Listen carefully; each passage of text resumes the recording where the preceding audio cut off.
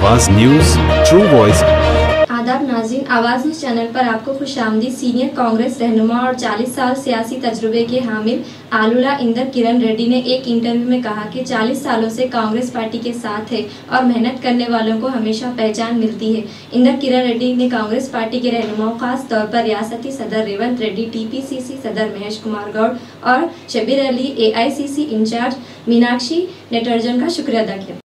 Telangana Congress party కార్యవర్గం ఏర్పడడం జరిగింది।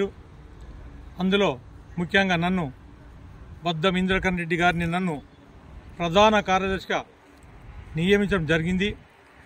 దీనికి ముఖ్య కారకులైన తెలంగాణ ఇన్ఛార్జ్ మీనాక్షి నటరాజన్ గారు, ముఖ్యమంత్రి రేవంత్ రెడ్డి గారు, పీసీసీ తెలంగాణ పీసీసీ అధ్యక్షులైన మహేష్ కుమార్ గౌడ్ గారు, తెలంగాణ రాష్ట్ర ప్రభుత్వ సలహాదారు మా అన్న షబీర్ అన్న గారు। దీనికి కారణం వీరి ఆధ్వర్యం లోపల నాకు ఈ యొక్క ప్రధాన కార్యదర్శి రావడం జరిగింది। ముఖ్యంగా ఈ యొక్క తెలంగాణలో కాంగ్రెస్ పార్టీ బీదలకు ప్రజలకు ఎనలేం సేవ చేస్తుంది। ఈరోజు అందుకు గుర్తించడానికే ప్రజలు ముందు కూడా కాంగ్రెస్ పార్టీని ముందుకు తీసుకువెళ్ళాలని తెలియజేస్తున్నాను।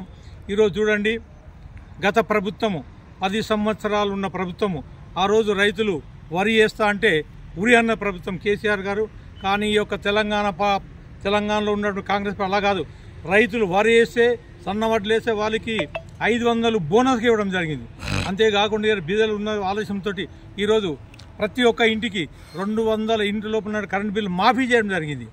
అంతేకాకుండా ఇప్పుడు చూడండి, గత 10 సంవత్సరాలు ఏ గ్రామంలో ఏ ఒక్కరికి ఇల్లు కట్టేయలే, కానీ ఇప్పుడు కాంగ్రెస్ ప్రభుత్వం వచ్చిన తర్వాత ఇల్లు లేని పేదలందరికీ 5 లక్షల రూపాయలు ఇస్తూ ప్రతి ఒక్కరికి ఇల్లు కట్టేయడం, బీదలందరికీ ఇల్లు కట్టేయడం జరుగుతుంది।